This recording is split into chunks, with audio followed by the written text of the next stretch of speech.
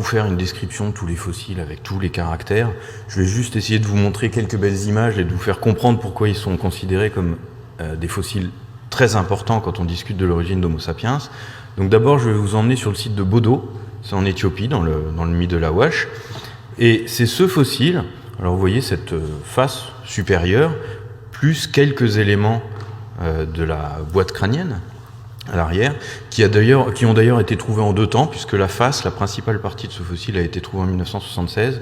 Puis en 1981, quand les chercheurs sont retournés sur le site, ils ont retrouvé des fragments qui remontaient sur le même individu, qui appartenait au même individu. Alors ce fossile, il a été trouvé dans des niveaux géologiques qui datent d'environ 600 000 ans. Vous avez ici une petite reconstitution en dessin de ce à quoi devait ressembler cet homme de Bodo. Alors, une petite chose qui n'a pas grand-chose à voir avec ses caractères morphologiques, mais qui est assez étonnante. Quand on zoome sur cette partie, par exemple, juste sous l'orbite gauche, ici, vous devez deviner, oui, vous devinez, mais vous le voyez mieux ici, ce sont des photographies au MEB, au microscope électronique, ces traces, et en fait, il y en a localisées sur plein de petits endroits délimités de ce spécimen. Et toutes ces petites traces sont en fait des marques de découpe qui ont été faites intentionnellement avec des outils tranchants, des outils lithiques. Et donc, à propos de ce fossile, a été posée la question de gestes, alors non pas de cannibalisme, mais de gestes qui ressemblent à des gestes mortuaires, qui seraient plutôt dans la gamme du nettoyage des morts, enfin quelque chose à voir en tout cas autour d'un soin autour du mort. L'autre fossile très très important pour ces périodes, alors les datations de ce spécimen sont très très débattues, et je pense que, alors peut-être que si, on aura quand même la clé un jour, parce que les méthodes de datation s'améliorent. Les estimations pour l'instant, c'est très très vague, de 200 à 500 000 ans, de 200 000 ans à 500 000 ans. Alors pourquoi on n'a pas trop d'idées de son âge réel? Parce que c'est une découverte très ancienne. D'ailleurs, au passage, c'est en fait le premier véritable homininé fossile qui ait jamais été découvert en Afrique, c'était en 1921. C'est une découverte fortuite qui a été faite dans une mine de Zambie, une mine qui était exploitée pour le zinc et le plomb. Et l'exploitation de mine, c'est plutôt à la dynamite, c'est pas des fouilles très, très soigneuses. Et donc au milieu de cette exploitation a été découvert ce crâne, très très bien préservé, pratiquement complet. Et à l'époque, cet homme de Kabwe ou de Brokenhill, on trouve les deux noms, avait été décrit par Sir Arthur Smith Woodward en 1921. Il lui avait attribué un nouveau nom d'espèce parce qu'évidemment en 1921, il y avait peu de spécimens autres avec lesquels comparer. Il avait trouvé que ça ressemblait à aucun de ceux qu'on avait trouvés jusqu'alors. Il avait décidé de lui attribuer un nouveau nom d'espèce. Alors, ce fossile, il présente une particularité qui est très très étonnante, très intéressante, c'est que si on regarde en particulier l'arcade dentaire, ici, et vous voyez que pratiquement toutes ces dents sont soit très usées, soit cariées, mais de façon très très très avancée. Et c'est très étonnant parce que c'est quelque chose dont on parle rarement, mais vous avez peut-être remarqué sur toutes les photos de fossiles que je vous ai montrées depuis le début, ça n'existe pas les caries chez les fossiles. Les caries, c'est quelque chose de très très récent dans l'histoire humaine. Ça correspond principalement à l'époque du néolithique, avec l'agriculture et la nourriture très enrichie en amidon qui va mettre beaucoup de sucre dans la bouche et qui va provoquer des caries. Et ce spécimen fait partie des quelques très rares spécimens préhistoriques anciens qui présentent des caries et même à un état très avancé. Alors le pauvre, il n'était pas tellement en bon état, parce que vous devinez peut-être là sur le côté ce trou, et puis ici, si vous regardez au niveau du méa auditif, vous arriverez peut-être à distinguer qu'on a l'impression qu'il a 2 méas auditifs, ce qui est assez rare quand même. En fait, ce qui n'existe pas évidemment, c'est une énorme infection, une énorme pathologie qui lui avait perforé toute une partie de son temporal gauche. Alors bon, il était en assez mauvais état de santé, ce pauvre bonhomme de Kabwe. Alors pourquoi ces 2 fossiles que je viens de vous présenter, celui de Bodo en Éthiopie et celui de Kabwe en Zambie, pourquoi est-ce qu'ils sont aussi importants? C'est parce qu'ils présentent tous les deux ce qu'on appelle une mosaïque de caractères morphologiques. C'est-à-dire que certains de leurs caractères sont primitifs, ressemblent beaucoup aux espèces les plus anciennes, d'autres sont dérivés, c'est-à-dire ressemblent à ce qu'on trouve chez Homo sapiens aujourd'hui. Alors, très souvent, on les appelle Homo sapiens archaïques. On ne veut pas trop se mouiller, ça ne veut pas dire grand-chose. Homo sapiens archaïques, ça veut dire quand même que ça ressemble à Homo sapiens, mais qu'on n'est pas bien sûr que ce soit vraiment des Homo sapiens. Au passage, de plus en plus de chercheurs pensent que ce serait peut-être une bonne idée de réutiliser le nom que Woodward avait créé. Tellement on ne sait pas quoi en faire, eh ben, on pourrait les appeler Homo rhodesiensis.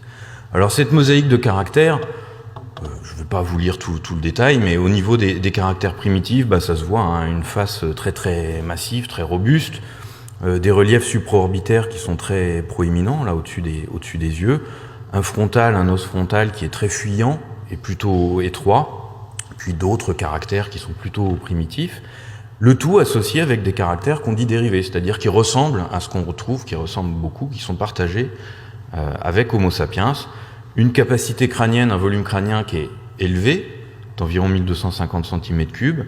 Je vous ai dit qu'il y avait des gros reliefs au-dessus des yeux, mais ça ne forme pas ce qu'on appelle un vrai torus supraorbitaire, comme ce qu'on a chez les Homo erectus par exemple. Et puis on a des caractères, un peu plus de détails. Ici, la forme de l'écaille temporale qui est très élevée, très arrondie, qui est vraiment un caractère d'Homo sapiens. Et puis d'autres caractères au niveau de la base du crâne et ainsi de suite. Donc on a vraiment cette mosaïque de caractères primitifs et dérivés qui ressemblent à Homo sapiens. Et les fossiles suivants que je vais vous montrer, c'est un peu les fossiles qui sont la clé de ce qu'on connaît maintenant, au niveau fossile en tout cas, de l'origine de notre espèce Homo sapiens. On est toujours en Éthiopie, toujours dans le Middle Awash, mais cette fois-ci on est dans un ensemble de sites de la vallée de l'Omo et dans les niveaux qui s'appellent Kibish. Et je vais vous parler de ces deux spécimens qui ont été découverts en 1967. Et ces deux spécimens, alors vous voyez une calotte crânienne, il manque toute la face ici, et puis ce fossile un peu bizarre, tout bleu. Alors tout ce qui est bleu, en cire bleue, c'est de la reconstruction. Hein, le vrai fossile ne consiste qu'en ces fragments marrons là que vous voyez. Alors il est très fragmentaire, mais il y a une bonne partie de la calotte crânienne ici qui est préservée, et puis il y a des choses très intéressantes. Ici, à l'avant de la mâchoire inférieure, on voit très nettement que cet individu avait un menton. Et le menton, c'est un peu le menton osseux, c'est un peu le caractère magique qui permet de savoir si c'est un Homo sapiens ou pas.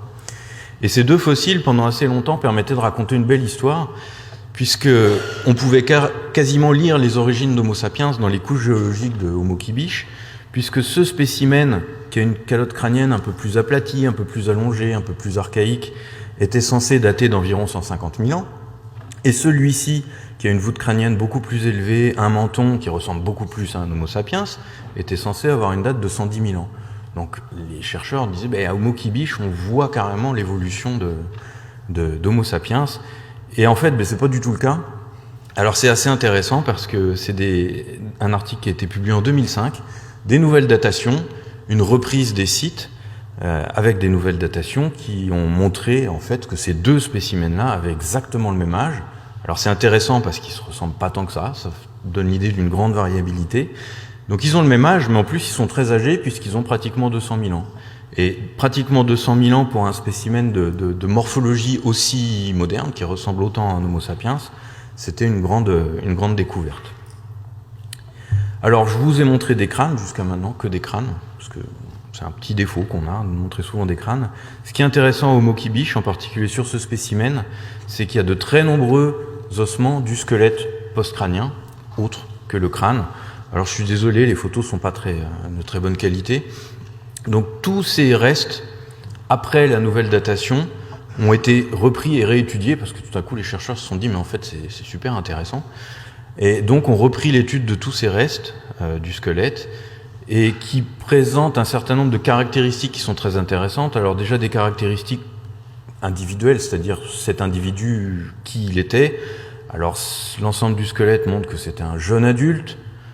Son bassin a une morphologie qui est dite, c'est assez amusant dans l'article, qui est dite ambiguë, c'est-à-dire que certains caractères indiquent que c'est un homme, d'autres caractères, au contraire, indiquent que c'est une femme. Alors voilà, peut-être aussi parce que c'est un jeune adulte, tous les caractères morphologiques étaient peut-être pas complètement développés.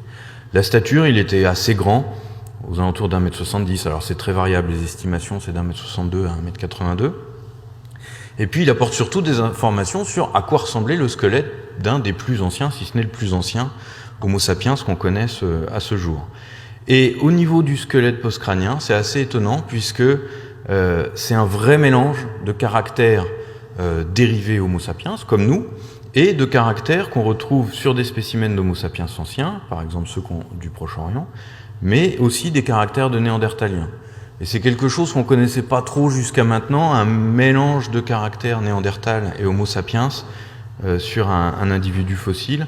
Donc voilà, ça nous indique que la morphologie de cet Homo sapiens très ancien, elle est très proche des Homo sapiens actuels, mais qu'il y a un certain nombre de caractères qui ont été une rétention de caractères assez primitifs également sur le squelette postcrânien. Le dernier fossile que je vais vous présenter dans la famille des anciens africains, c'est un spécimen découvert toujours en Éthiopie, dans le site de Buri, Erto Buri. Et alors lui, il a quand même eu le droit, il a été publié en 2003, il a eu le droit à une sous-espèce, rien que pour lui, une sous-espèce qui avait été créée en 2003, Homo sapiens idaltu. Alors les sous-espèces en paléontologie, c'est assez peu fréquent quand même de créer des sous-espèces. Il est daté de 160 000 ans, il a donc été découvert en 1997. Alors voilà à quoi ressemble un des deux crânes qui ont été découverts sur ce site.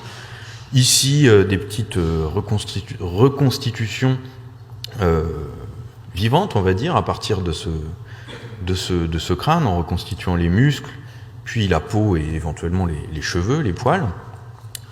Et ce fossile, il a une autre particularité qui doit vous rappeler une particularité que je vous ai montrée il y a très peu de temps, c'est qu'il présente également, comme le spécimen de Bodo que je vous ai présenté tout au début, tout un tas de petites marques de découpe, encore une fois, faites avec des outils lithiques, des outils tranchants.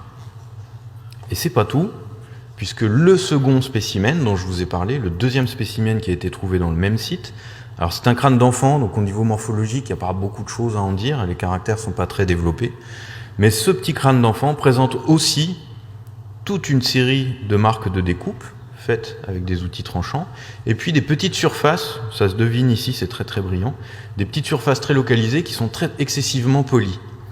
Alors c'est un peu bizarre comme association de retrouver des marques de découpe puis ces petits polis sur le crâne, et ça a été interprété par les auteurs en fait dans l'article comme des marques qui pourraient éventuellement être liées à des comportements rituels, c'est-à-dire que ces petites marques de polis pourraient correspondre à des manipulations répétées, c'est-à-dire à force de prendre le crâne toujours aux mêmes endroits, ça fait des petits polis, des petites marques. Et donc ça c'est une reconstitution, un dessin qui avait été proposé. Alors dans l'article il parle peut-être d'un culte des morts, c'est-à-dire on conserve un des restes d'un mort et puis on en prend soin, puis on l'emmène avec soi et ainsi de suite. Alors on ne sait pas vraiment à quoi ça correspond, mais c'est quand même assez intéressant, d'autant plus que 600 000 ans auparavant, à peu près dans la même région, il y a déjà ce crâne de Bodo qui présente ces marques de découpe assez surprenantes. Alors, où je veux en venir avec tout ça? Eh bien, je vais réutiliser la conclusion de l'article de Tim White et collaborateurs sur les spécimens d'Erto Buri dont je viens de vous parler, qui se trouve ici, là, dans cette frise. La conclusion de l'article, c'est, ben voilà, on a trouvé le chaînon manquant qui est à l'origine de l'espèce Homo sapiens, puisque si on prend la séquence africaine, on part par exemple de Bodo, que je vous ai présenté au début, puis on passe par Kabwe, que je vous ai présenté ensuite, on passe par Erto Buri, et on arrive jusqu'au spécimen de Kavze. Kavze, c'est les plus anciens Homo sapiens connus hors d'Afrique, qui datent d'environ 90 000 ans à 100 000 ans, découverts au Proche-Orient, que je vous présenterai très rapidement juste après. Et voilà, les auteurs disent, voilà, si on suit ces fossiles, on a quasiment la séquence évolutive qui arrive de l'Homo sapiens le plus archaïque jusqu'à l'Homo sapiens complètement anatomiquement moderne. Et ils insistent vraiment sur le fait qu'Erto Buri est ce plus ancien Homo sapiens connu à ce jour. Alors évidemment, la publication, c'était